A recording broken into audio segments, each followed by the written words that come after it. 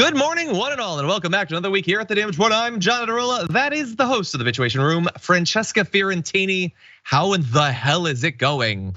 It is going, yes. I am so excited about another week of news. What if I told you that we've got fun stuff to talk about? Then I would, okay, good. Because I will keep it real. Sometimes the news is a bit of a downer, but we have some prime opportunities on today's show to do things. Among them being making fun of Nikki Haley, that's gonna be fun. Countering some of the lies of Joe Manchin, I'm up for that. Bad news for anti-drag folks, oh, that's sad. Lauren Boebert trying to look tough and immediately making a fool out of herself, always down for that. And conservatives criticizing Donald Trump does not happen often. All of that's just in the first hour. Okay. Yeah, you turned me around a little bit. Okay. Get hyped. In the aftermath, and so those of you listening, watching on the linear platforms, listening to the podcast, you might think, but I'm not gonna be here for the aftermath. But you could be. You could watch the content on our YouTube page. It's all made available. We're gonna be having an interview with Allegheny County District Attorney candidate Matt Dugan. Gonna be a lot of fun. We're gonna be talking about a Democrat turned Republican in the race. We're gonna be talking about sources of funding, the crime wave that's apparently affecting the area. It's gonna be a lot of fun. And Link apparently has become a trans icon. And I've been playing Tears of the Kingdom, so I'm here for it. I'm ready to talk about that. And we have an actual, almost literal dance battle coming up in the aftermath. So all of that to come. So everyone prepare yourselves and prepare your like button by hitting it as we jump into this. And you can send us comment tweets, super chats, all that. And Francesca and I will respond as we go. But with all that said, Francesca, are you? No. That's funny, Kyle. Are you ready to go? Yes, I'm ready to go. I'm gonna need you to be. Okay, I am. We got a lot to talk about. Okay. We'll start right now. So let's jump into this. CNN gave a town hall to Donald Trump, and as a bit of cover for that, they now need to, I guess, give some town halls to other Republican candidates. And Nikki Haley is the first up. So she is technically really running for president, sort of, a little bit for right now. And so she's being asked the tough questions and being forced to pretend that she's gonna really answer them because she really wants to be president and thinks that she could be. So anyway, here she is being asked about abortion, and she wants to set a little bit of common ground for all of us to agree on.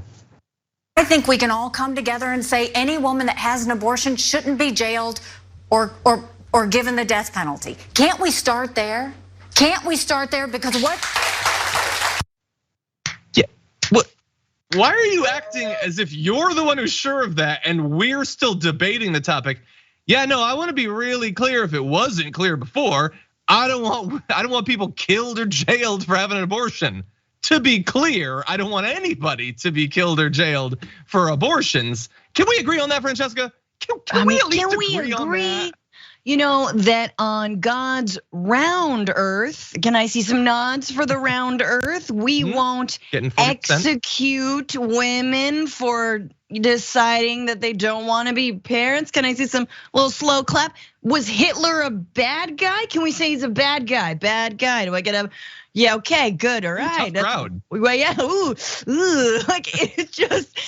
The bar is so low, and that's amazing because and I'm sorry, but it's CNN. So it's gonna be a question on the panel, like in the actual like Republican primary debates for president. It's gonna be, how should women be punished for having abortions? Do you believe in just regular execution, or are we bringing back the firing squad since we're bringing back criminalizing abortion? You know what I mean? Like Tapper was the lead on that in 2016, being like, I'm sorry, can everyone respond to Donald Trump's wall? How high do you want to build this wall? Ted Cruz, you go. And everyone's like, okay. We will never forget, Jake. Yeah, they addressed it like a poker game where they're each like raising each other another foot. Yeah. So look, she wants to seem reasonable, and I guess she's one of the Republicans that doesn't want people to be executed for abortion. So she is comparatively reasonable, I suppose. But how reasonable? Because you might think when she sets such an obvious starting point as the common ground to seem reasonable, that might be an indication that if you dig, maybe she's not actually that reasonable. Well, Jake Tapper is going to attempt to dig. Let's see what he finds. If a 6-week ban theoretically came to your desk, would you sign it? But why? I will answer that when you ask Kamala and Biden if they would agree to 37 weeks, 38 weeks, 39 weeks. Then I'll answer your question. Oh God. Okay, but why? Wait, why is that what we're doing? Jake Tapper's not running against you, I don't think. I'm pretty sure it's you that say that you want to become president. Let's be real. You're trying to be Trump's VP and you're probably not even going to get that. Yes. You're going to use this to sell some books that you didn't even write. So credit to ChatGPT for the profits it's about to earn. But you're the one that says you want to run for president. So theoretically, the way that this typically goes is you're the one who would answer the questions about what you believe. And particularly when you're being asked to just say whether you support an incredibly radical move, like effectively outlawing abortion. A 6-week ban is an effective ban entirely. That's what that is. That's why they choose 6 weeks, not because they have some sort of like sonic fascination with the electromagnetics, like pulse that they call a heartbeat at 6 weeks. No, they did it because they think most people won't know that they're pregnant. So do you support that? Oh, you're not gonna say. Well, if I'm worried about my rights as a person, I kind of have to hear that as you would, because I don't want to just gamble on mine and other Americans' rights. So that's what you are deciding to send in your quest to look tough compared to Jake Tapper or something? Yeah. What do you think? I don't know. I guess this is where the media, when it comes to like Republicans these days, it's like we push them off the ledge, I mean, I say as if we ever got a shot at interviewing Nikki Haley, we'd actually ask her real questions. But again, you see what Jake Tapper is doing. He's saying, here's the most extremist thing that's happening across the country. Would you sign that bill? And instead of answering it, because she is not a true believer, right? She's not a true handmaid, right? Unlike some others, and like maybe a Christine Noem, which, to be honest with you, I'm gonna take the Nikki Haley over the Christine Noem. I'm just gonna be straight up. So she's of course hedging and lying and hemming and hawing and sort of like, I'm not gonna answer that because she knows how incredibly unpopular an abortion ban is. But notice again how we take the most extreme position and ask, what are you gonna do with this? Do you agree or you disagree? As if it were a baseline when it's not. It does not reflect what most Americans think. So the question isn't, how can I push you into actually trying to side with the most extremist base? It is, hey, Nikki Haley, like the majority of Americans believe that Roe v. Wade should be reinstated and didn't believe that it should be overturned. How are you going to represent them? That's the question. Yeah. There are some Republicans who are pushing for something, a 6-week ban that is wildly unpopular. Would you actually stand against that, or would you go along with this radical? Like you could do that. And it's not like it's a debate. It's not like some polls show that it's unpopular and some show that it's popular. It would be unfair to take sides. No, this is very well established. This is many steps past what people are comfortable with. But no, Jake Tapper's not gonna do that. Anyway, let's move. So if she is hemming and hawing, we've got the hem. Let's move now to the haw. Okay, I always prefer the haw. Anyway, let's move to that. Nikki Haley during her CNN town hall was asked about gun control, trying to get an idea of would she break from other Republicans when it comes to that sort of topic. Let's take a look. Some states have been experimenting with red flag laws, which enables law enforcement and the courts to temporarily either remove guns or block people from being able to purchase guns, individuals who have been adjudicated in some way from posing a threat to themselves or others. Is that something that you might support? No, I don't trust government to deal with red flag laws. I don't trust that they won't take them away from people who rightfully deserve to have them, because you've got someone else judging whether someone should have a gun or not. It is a constitutional right that people can protect and defend themselves. What I want is the feds to do their job. What I want us is to take illegal guns off the street. What I want us to do is deal with mental health the way it deserves to be dealt with. And what I want is for us to have the backs of law enforcement so that they can do their jobs. Now, if you've been following politics for some time, you might, from the beginning of that little clip of Nikki Haley to the end, already begin to suspect that there's a few issues with the multiple different things that she is claiming to believe there. So it is very easy for her to come out and say, no, I don't support red flag laws because I don't trust the government to decide who can have a gun and who can't. But bear in mind, that is a very broad statement. It's the sort of broad statement that you might come to regret far in the future. Like for instance, 10 seconds later, when you're saying we need to take mental health seriously and we need to support the police. Okay, well, question. How are you gonna take those things seriously? How are you gonna support the police when, let's say, the police believe that someone is an imminent threat and their guns should be taken away? Damn, the government can't be trusted to take it away. Let's take mental health seriously. And do what exactly? Do a PSA? Because we know that we're not gonna be taking guns away from people who have serious mental health difficulties that might make them a threat to themselves and others, because that's what red flag laws are.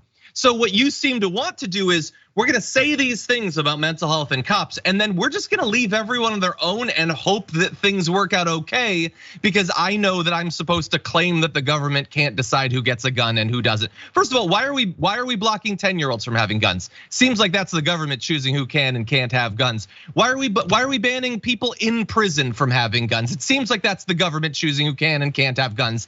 And you might say, well, obviously you're allowed to have some sort of common sense restrictions on who has guns. After all, the Second Amendment doesn't go as far as that. Well, then why exactly are the red flag laws long?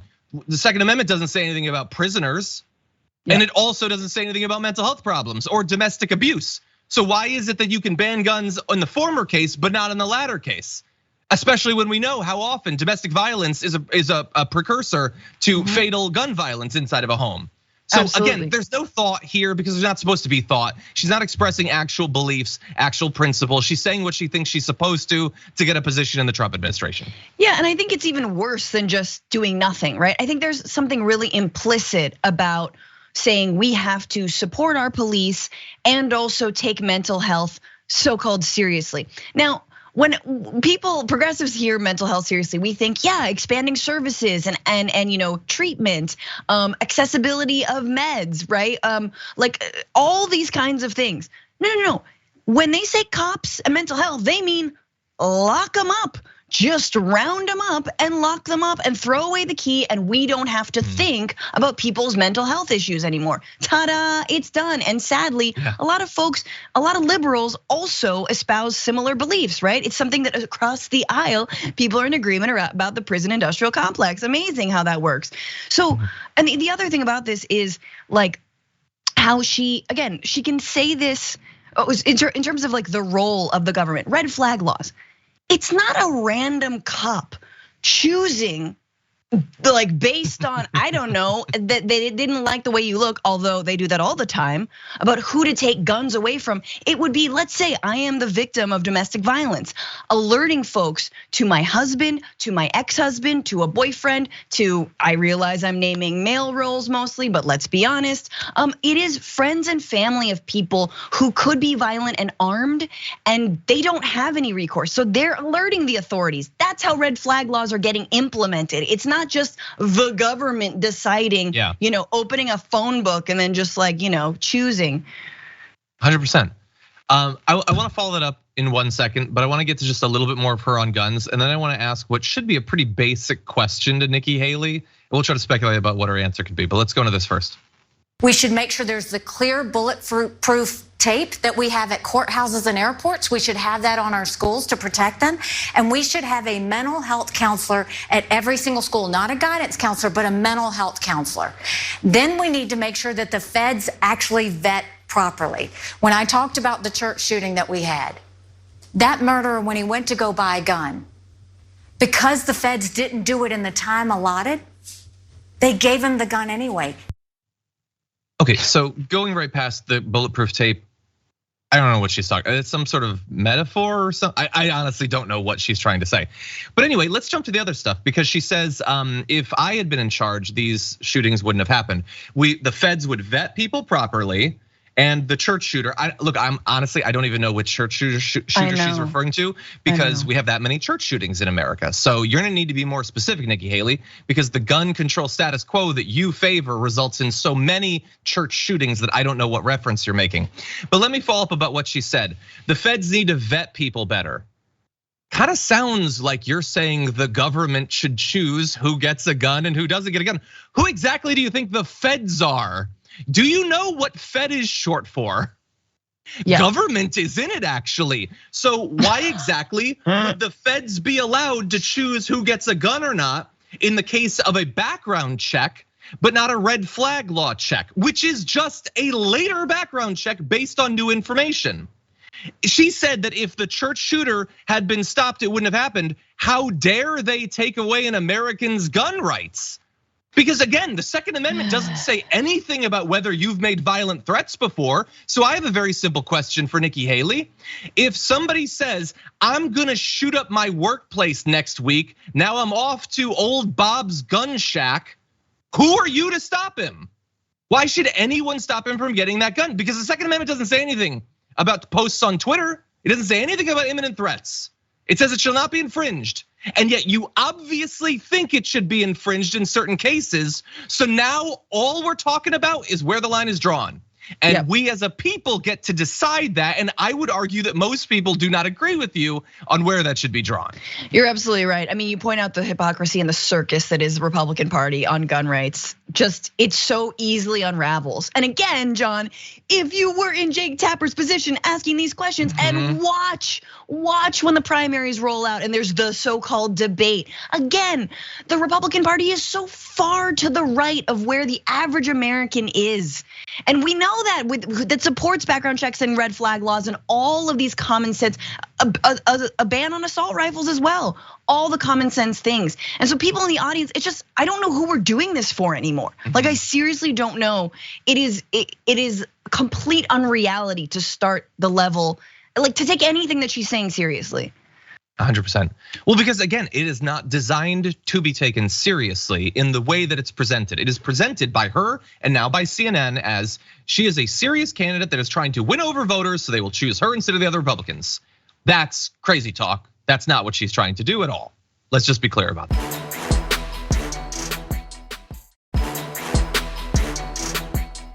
We were very critical of CNN for the way that they handled their CNN town hall. I know some people don't think that they should exist under any circumstances, and I understand the arguments that are made there. But if you're gonna have them, does it have to look the way that CNN's town hall looked? Does it have to be Donald Trump being allowed to absolutely steamroll people to mock sexual assault victims, his victims, by the way, while he is cheered on by hundreds of people who definitely own a red hat?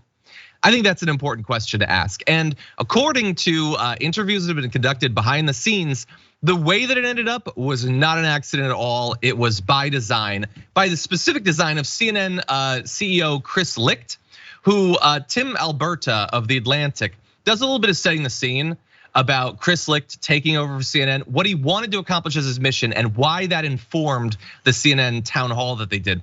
So he says at one point, Licht had lost the confidence of his own newsroom. Because of this, he had come to view the primetime event with Trump as the moment that would vindicate his pursuit of Republican viewers while proving to his employees that he possessed a revolutionary vision for their network and the broader news media. That is definitely what his mission was. And how many CNN viewers do you think know that? Know that CNN has been actively trying for some time to win over right-wing viewers by bringing on discredited liars about things like elections and that sort of stuff to be on their panels, doing forums like this. It's not obvious to them necessarily. But anyway, he says that Trump and Licht spoke backstage before the town hall. Licht told him, have fun. And it does seem like Trump did in his defense. Oh, he did.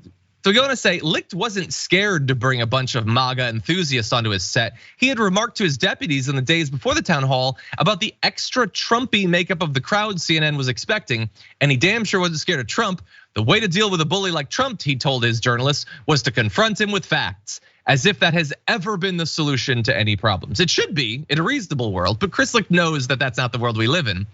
So after the event, speaking to Tim Alberta, he said he had no regrets about the extra Trumpy crowd or letting the audience cheer at will, or even devoting the first question to Trump's election lies, despite the fact that Trump was obviously gonna keep pushing the lie that he won.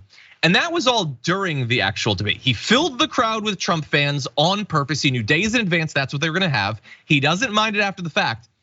But it was even just outside of the actual town hall that there were problems. A lot of people behind the scenes at CNN noticed that the pregame and postgame panels were stocked with people that normally aren't on there, specifically seemingly to appeal to Donald Trump. And it goes beyond even that.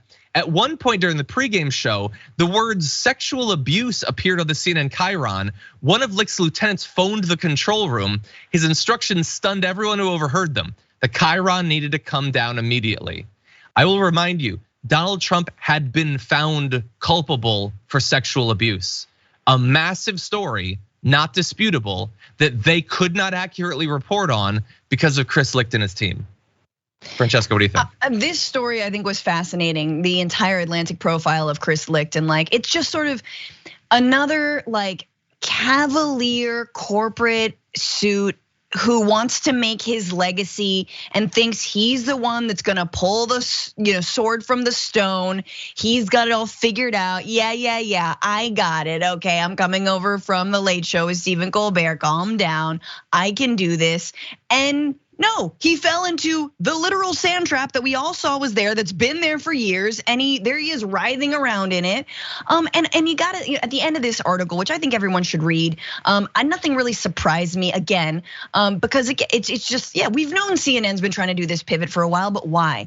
It's Zaslav. It's David Zaslav, the head of CNN and Time Warner Discovery. I don't know what the new thing is, that conglomerate that's pulling the strings ultimately, that's telling him what he wants and where he wants to go with it. And Chris Licht is trying to be like, no, it's me. I wanted to do a new thing, and apparently he doesn't have any kind of personal pizzazz or sort of camaraderie in the newsroom to sell any of the things that he's trying to do. So again, it's just sad and predictable, and like Americans are the ones who get screwed over by this. Here's the thing about trying to I'm gonna confront it with fact. Yeah, it's like if a bully is telling you like, hey, you wear your mom's panties, and you're like, good point. But interestingly, my mother's panties are actually in her drawers in her room, and I do not have access to those drawers because my underwear are in my drawers. Anyway, I win. Like, oh yeah, you just confronted it real good with fact. No, the only way to confront Trump,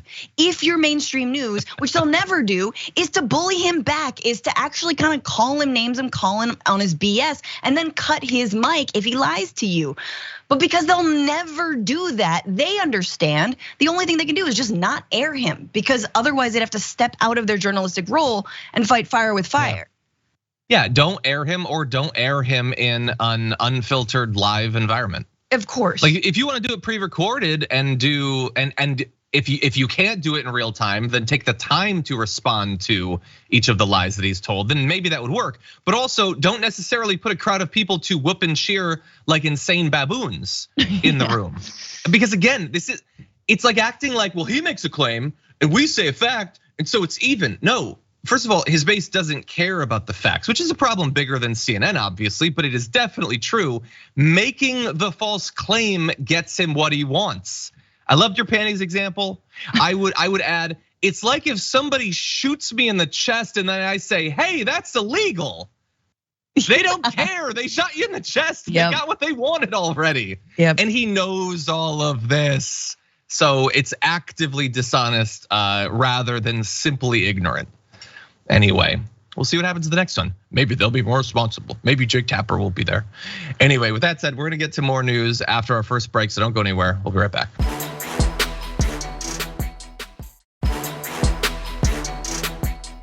Okay, really fast, a couple more comments. Yeatwood Max says, John keeps getting new haircuts and I don't handle change well. It's not a new haircut. I just did it slightly. I'm trying out different things in terms of my morning stuff. It's the same hair. Just wear a wig. Just give. I really wigs. should. It's I really should. Now.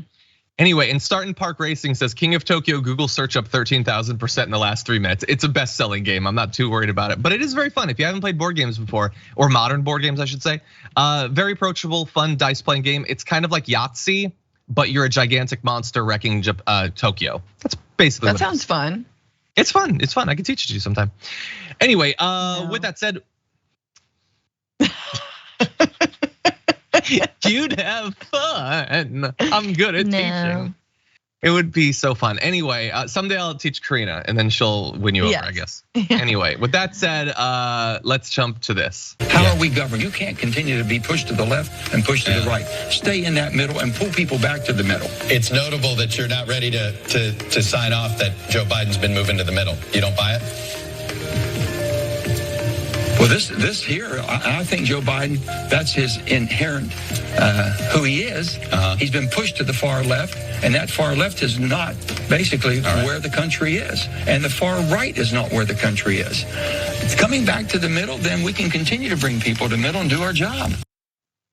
Let's pause very briefly to just point out how continuingly convenient it is that under Joe Manchin's definition of what the center is, which I will remind you, if you're new to politics, you might not know this. When a politician or a member of the media says that something is the center, that's an attempt to define as reasonable what they already support. Did you know that? That the center is not like an objective thing, it's just whatever they say it is? That a moderate is not an objective thing. There are no characteristics that make you a moderate or not. It's just what the media agrees. And hey, what do you know? The center is a place where not a lot of crazy social stuff happens from either the left or the right, but the rich always get what they want. Isn't that convenient? Anyway, that's not where Joe Biden is, according to Joe Manchin. And this is said in the immediate aftermath of him signing a deal with Kevin McCarthy and getting many Democrats to sign on to this deal that cuts the federal government, despite the fact that all the Republicans have been able to do in terms of winning in government is getting an incredibly narrow majority in the House, wherein they got less votes than the Democrats because of the structural inequity of how we choose congresspeople, the gerrymandering and all that. And he still went with the Republican plan, and that's not enough to get Joe Manchin on his side. We're gonna respond to some of his specific claims there, but what do you think? It's just insane to me. Like, there is no winning him over. There isn't, no matter how many pens you give Joe Manchin that you just used to sign this bill, he will not give an inch. And it's exactly right. He does not, because Joe Manchin is afraid for his own reelection campaign in his own seat. So there's nothing that he could do. But you're absolutely right. He has moved to the center. He has rolled out the red carpet for Joe Manchin's particular and personal plans. And yet, no, nothing. Nope, yeah. It's never going to be good enough. He can never give him any kind of credit, because that's Joe not Manchin what he's about. Just got his pipeline. He just got his pipeline. Worthless. It doesn't have any. No, he just gave him his pipeline. Full steam ahead. Toot on wrecking the climate. No credit whatsoever. And you are right that you would think that this would lead them to considering that he's moving towards the center. And I mean that both in the biased mainstream media way, but also the objective way. In the biased mainstream media way, he's working with the Republicans, which supposedly it's bipartisan. That is what the center is supposed to be. But also from what the center really is, it is a deal that is meant to benefit the rich. That's what it's designed to do. Cutting government spending doesn't help working Americans. I think that should be fairly obvious. It helps people who don't want their taxes to go up. And remember, we had talked as a country about the possibility of fixing the deficit and all of that, raising money, blah, blah, blah, by raising taxes. They immediately cut that out of consideration, not coincidentally. So anyway, this is obviously moving towards the center in that it benefits the wealthy. But he also said that he needs to move away from the left. He needs to move away from radical democratic ideas because people don't support that stuff. Well, the cool thing that has come about just in the time from when Joe Manchin said that to now is they developed a thing called a poll. And with this new technology, we're able to actually figure out what people believe rather than just say for them what they believe. And it turns out that when you ask people about things, they actually think the government should be doing more than they are, including when they're polled about their concerns around global warming. People are very concerned. A great deal or a fair amount is at 65%. 43% believe that it will pose a serious threat in their own lifetime. Now, to be fair, they have been largely in support of this sort of thing going back a couple of decades. I guess they've backdated it since polls are brand new, as we pointed out. But that's what they believe on gun control. They think that gun laws should be more strict. That doesn't matter, and it hasn't mattered for the last 30 years where people have been saying that. It's never gonna happen. When you ask them about universal health insurance, they have been increasingly in support of universal health insurance. Briefly in the aftermath of the passage of Obamacare, it had flipped. That is not the case, and every year they're slightly more supportive than the year before. On gay marriage, they could not be more clear that they think that people should back off on trying to restrict that. And on legal protections for trans people as well. I keep being told by Fox News that trans activists are a super tiny minority and nobody cares about them and their interests beyond that. But that is not the case when you actually poll people, just in case someone from Joe Manchin's office is watching. Thoughts? Yeah, I mean, you don't even have to be an activist, right? You just, I believe trans people should not be discriminated against and should live their lives. And yay. Anyway, let's move on. Let's move on and let people, leave people alone. Give people that individual freedom and liberty. But I think the Manchin Biden unrequited love, if you will, is such an example of how we need a real democratic socialist in the White House. Like, we need someone eventually, right? Sooner rather than later, with a vision, with a plan to actually right this ship, to actually deliver for working Americans, to actually tax the rich, to actually rein in climate change, to enact a Green New Deal. We need all of these things because why? They're gonna be called a socialist anyway. There is no winning. If you steer the yacht of American capitalism minimally away from, hitting like a lifeboat of poor people. Like, if you just sort of steered away, everyone's like, oh my God, you're a communist. Like, that's what happens. So why don't we just fully avert disaster? Why don't we actually go in there with a plan? I do think Biden, look, a transitional president, yes. But not a transition to Kamala Harris, a transition away from fascism, a transition of like, hey, whoa, ooh, let's come away from that edge, folks. Hey, remember democracy? It's kind of cool. It's pretty broken in this country anyway. Yeah. And transition into someone who can actually enact a real vision. And Biden doesn't have one, and so you get Manchined. 100%, yeah. And they've been doing nothing. I mean, I'm only pointing this out, not because I'm surprised by it. They've been doing nothing during the couple of years of Biden to set us up for an actual progressive leader. Of course, they're not going to, but who have they tried to elevate? I mean, they've barely honestly even tried to elevate Kamala Harris. And I sort of understand that. Buttigieg, I guess, I don't know. What's the next generation? Who are they setting up to run in 2028? Nobody. I mean, there are plenty of people that could. Yeah. Once the establishment doesn't get to say, like technically we're supposed to have an actual election every 4 years. We're not gonna do that. Biden's just automatically the candidate, even though there's nothing that says that that's supposed to be the way. They're not gonna have that in 2028, but they're not setting us up for that. I guess Gavin Newsom. I don't know. Who are they promoting? No, not even. Anyway, with that. Anyway. Sorry, continue. Yeah, well, that's another conversation. 100%, which I'm sure we'll be having someday. Anyway, with that said, why don't we move into maybe more positive news, sort of, at least temporarily until the Supreme Court gets involved. A Trump-appointed judge in Tennessee district court judge has ruled that Tennessee's anti-drag law is unconstitutional, which, considering how many states have already passed bans on drag or in the process of doing so, could be significant. Now, this is not obviously the last step. It will certainly be appealed, and we'll have to see what happens after that. We know the state of the federal judiciary, but it's pretty fascinating, particularly because, again, he was put there by Donald Trump. He says that the law is both unconstitutionally vague and substantially overbroad and encourage discriminatory enforcement. And that is all obviously true. I don't even think that the people who passed it would disagree with that. That's 100% the way that it was written and the way that they wanted it to be adjudicated. Judge Thomas Parker goes on to say, there is no question that obscenity is not protected by the First Amendment, but there is a difference between material that is obscene in the vernacular and material that is obscene under the law. Simply put, no majority of the Supreme Court has held that sexually explicit but not obscene speech receives less protection than political, artistic, or scientific speech. Look, I'm not a judge. That's pretty clear at this point, right? I would say the very concept of having a word like obscene is also intentionally vague and open to discriminatory enforcement. That's obvious at this point, right? That obscene just means whatever, I guess, the most conservative people in the judiciary want it to mean in a particular time. Yeah. But he's saying, I accept the obscene thing, but even that does not allow you to do this sort of ban. And I certainly have thoughts about this, but Francesca, I'll give you first crack at it.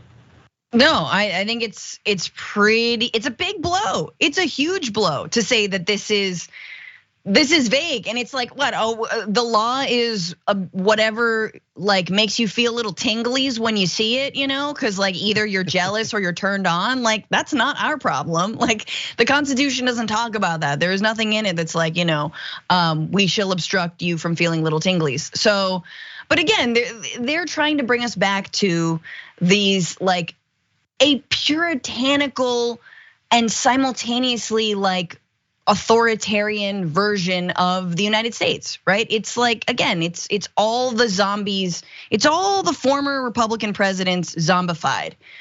So I'm very curious as what their response to this is gonna be. Because usually Trump appointed judges don't do this. Yeah, no, usually not. I'm gonna give some responses before I give my response. So Friends of George's is a Memphis-based LGBTQ plus theater company. They filed a complaint in regard to the law.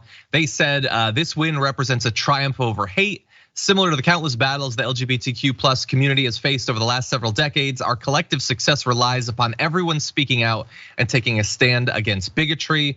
That is awesome. Representative Justin Jones, one of the Tennessee Three, says last night Tennessee's extreme drag show ban was struck down and ruled unconstitutional by a Trump-appointed federal judge. Tried to tell my Republican colleagues when they introduced it on the House floor, but yet again they had to find out. Happy Pride, y'all. Yes. I love that. Senate Majority Leader Jack Johnson, a Republican, is one of the sponsors of the bill, says, sadly, this ruling is a victory for those who support exposing children to sexual entertainment. And Lauren Boebert says a federal judge has overturned the ban on child drag shows. Oh my God. Again, you know what's great is if it's hard to argue your position, just predefine yourself as already having one. This begs the question, why are people so determined to perform drag shows for kids that they'd go through the trouble of suing for the right? Something is very wrong. That's not at all what this is about. You're just making that up.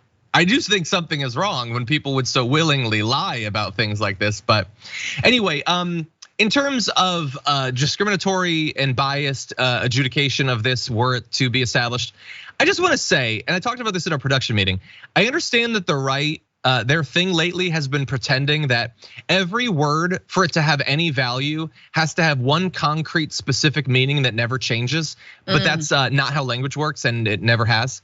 And as a demonstration of that, I'm not even gonna talk about gender. What are pants?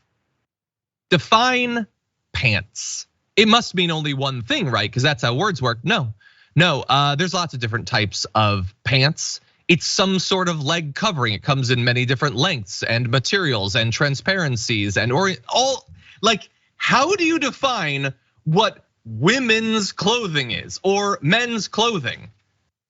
That is just not a thing.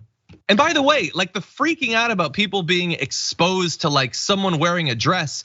Do you know that kids are legally allowed to go to the beach? Do you know how much less you can wear than a dress at the beach? Go to the beach and find out, actually. I'll wait. You run to the beach and see. Like all of this is so, it's not just that it's puritanical, Francesca.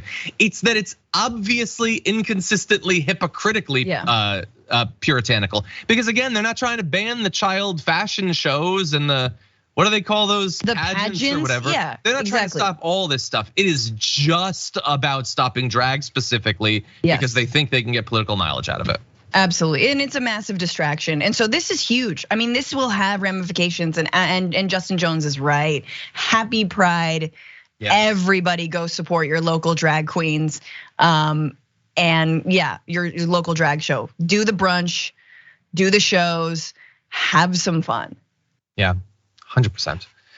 Okay, we're gonna take a break. When we come back though, Lauren Boebert is actually gonna pop up once again. And I just love this story, so stick around. We're gonna have some fun with it.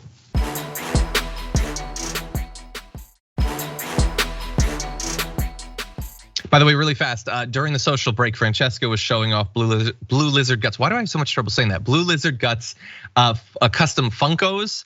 And Blue Lizard Guts says, if anyone wants to watch me make them, I do so on my live stream. So it's on Twitch, That's awesome. Blue Lizard Guts. Amazing work. I honestly, I'm gonna keep it real. I have no idea how it's done. It kind of seems impossible. It seems like you'd have to carve them. I'm assuming that's not what it is, because they're so specific. I don't know, but anyway, you can check out the Twitch stream. I just looked up my dress. You and me both. Wow. You're so weird. Only I anyway, can say it. That's true. I apologize. Blue Lizard Guts, out of shame, I'm gonna be sending back the ones that you gave me. Anyway, with that said, lots of Dremel and sculpting. Okay, well, I wanna see one of the streams actually. Do you have any recorded ones? Anyway, with that said, we do have to have some fun, everyone. We are contractually obligated, so why don't we jump into this? Lauren Boebert's tried, as she always does, to look tough to look smart, to look together and with it, and unfortunately fell short, made herself look like a fool. Here's how it began. No excuses. I was ticked off. They wouldn't let me do my job, so I didn't take the vote. Once again, Washington's power machine shoved a multi-trillion-dollar bill down our throats, refused to allow debate or amendments, disregarded everything we fought for in January to actually allow representatives to do their jobs. And instead, they served us up a crap sandwich. Call it a no-show protest, but I certainly let every one of my colleagues and the country know I was against this garbage of a bill and against bypassing the voice of each representative. Deals cut in the dark are why we're headed towards $36 trillion in debt, and I refuse to be a part of it. Oh, I love that so much for several different reasons. The first is I certainly let the whole country and my colleagues and my constituents know that I'm against this. No, you didn't. Actually, you know who did? The people who voted against it, which you did not. You didn't vote against it, so you're not against it. The ones who voted against it are against it. That's what being against something means. And I love that she says there, and she reiterates it. So you know this is a point that she's trying to drive home. In her tweet that accompanied that video, she says, call it a protest. She didn't write the please, but you can almost hear it. Call it a protest, please. Don't call it what it actually is, which many of you who follow politics on a daily basis, you already know where we're going with this. It wasn't a protest. It wasn't her expressing her frustration by not voting. She just didn't make it on time. Take a look at this. They just closed it. They closed it? Yeah. Yeah.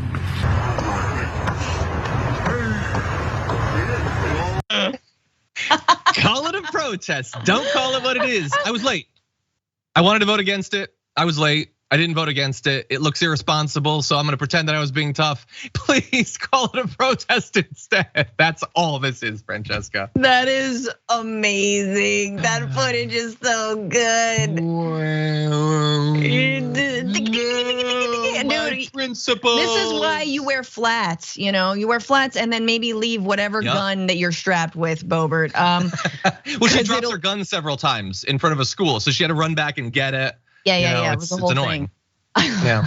I love that also the video she recorded was like, she pulled over to the side of the road, driving back to, her district or wherever, or like on a trip, pulled over the side of the road, found a hat in the back of her truck or in her car and just put it on backward. Like, I love that, just the entire thing, how we're gonna spin this.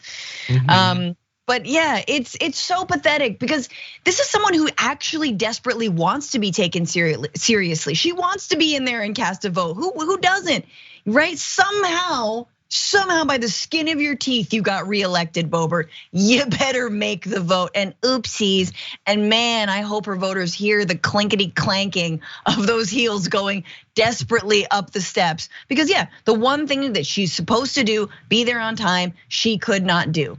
Right? She's managed to make it on all of her other grandstanding opportunities on her committee appointments where she immediately undermines herself by whatever dumb point she's making. But no, not this one.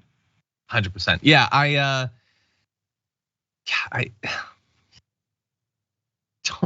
she wants to be AOC. Yes. More than you or I want anything. Yes. She just wants to be like knowledgeable and quick-witted and good at communicating, and she just doesn't have it.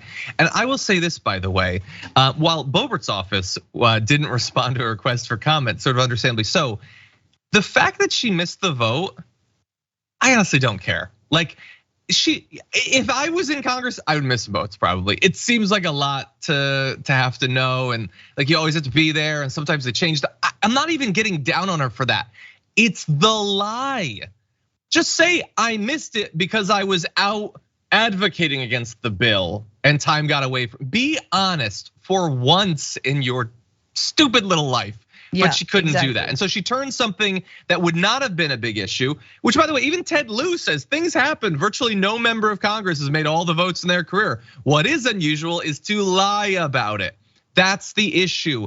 Being late could almost be like it could be personable. It could be like, it makes you seem more like a real person. Right. But instead you decided to try to score points and you look like a fool because it's so obvious you're lying. That video of her running up the stairs was available before the other video she put out. She was setting herself up for it. Anyway, that's why she's not AOC. She just doesn't have it. Okay, with that said, let's jump into a little bit more fun to close out this hour. Donald Trump isn't often criticized by a lot of Republicans all at once, but this time, this last weekend, he is actually, because over the weekend, the country of North Korea was elected to the executive board of the World Health Organization, which is its own whole issue or whatever, but it happened. And so Donald Trump decided to bleat, "Congratulations to Kim Jong Un." So he's very excited for him. And the thing about that is that Kim Jong Un is a vicious, murderous dictator, which isn't a problem to Trump historically, but some people take issue with that. And so here is Ron DeSantis like expressing concern. What'd you make of Trump congratulating Kim Jong Un? I was surprised to see that. I mean, I think one, Kim Jong Un is a murderous dictator. They just imprisoned for life a family, including an infant, which is just outrageous. And then the World Health Organization's a bankrupt organization. Like, Kim Jong Un's bad, but then joining that, we need to be getting out of that and rejecting the WHO lockdown treaty and not congratulating about being involved in the WHO. Do you think Trump has the temperament? Okay, so he started off attacking Donald Trump and he got to, we should not be involved in any of these public health organizations. So that's great. But anyway, the criticizing Trump, Francesca, I think is totally reasonable. But him acting surprised, why are you surprised that Trump is congratulating a dictator for something? Dude has had more nice things to say about dictators than any of his kids for the last 7 years. Well, I mean, it's an interesting follow-up, right? It's like, okay, so if you're criticizing Kim Jong Un, what do you think about Vladimir Putin and his war on Ukraine? Because your party seems to think it's kind of chill, and Trump seems to think that it's also chill, and that if he were there, the war would be wrapped up. And also, like, I love that we're sort of casting, look, yes, Kim Jong Un is a dictator. It is heinous and awful, but what if those children were imprisoned for being woke? Did you ever think about that? I mean, seriously, what if a mother had an abortion there? Like, it is a slippery slope, but that is exactly what we're being told isn't happening in this country by the likes of Ron DeSantis. And that's what Florida is turning into, a place where you criminalize speech, where you criminalize everyday activities, and where you allow it, so you go after your political enemies like you breathe air. Yeah, 100%. Yeah, so I don't know what the family is alleged to have done, but it's obviously barbaric to lock up a family for life, including an infant. That's crazy. Follow-up question though, you do think that the family should be locked up, that their kid should be taken away if they help the kid with like hormones, right? Mm-hmm. Just to be clear, you think that that's totally cool, right? Mm-hmm. Anyway, that was Ron DeSantis. Here's Nikki Haley, another serious contender for the Republican nomination. Take a look at this. Kim Jong Un is a thug. And if you see what he has done to his own people in North Korea, when money went to North Korea, it didn't go to feed their people, it went to feed their nuclear program. There's nothing good or decent about Kim Jong Un. There's no reason we should ever congratulate the fact that they are now vice chair of the World Health Organization. And it goes to the fact that also the World Health Organization is a farce to start with. We saw that during COVID. So it did bother you, and you didn't like his congratulating of Kim Jong Un, and you didn't like how he dealt with him. I don't think we ever should congratulate dictators. Congratulate our friends. Don't congratulate our enemies. It emboldens them when we do that.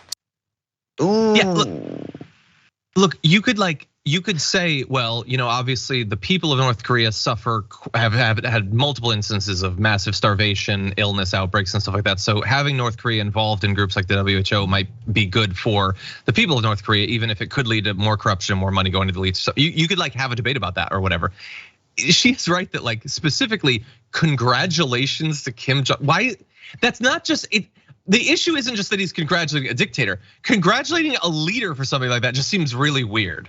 Anyway, yeah. And again, she had to attack the WHO. But that's quick final thought. Quick final thought is that she just took herself out of the running to be vice presidential nominee, because not with that attitude, I think that isn't interesting. Like I don't know what Nikki Haley is doing, is what I'm trying to say. I don't know how she thinks that she's going to get chosen off of Carrie Lake or Marjorie Greene or someone more enthusiastically crazy than her. Yes. Anyway, that is all the time we have in the first hour of the show. Thank you everybody for watching. We've got a lot more to come, including our interview with Matt Dugan coming up after this break. So don't go anywhere. We'll be right back.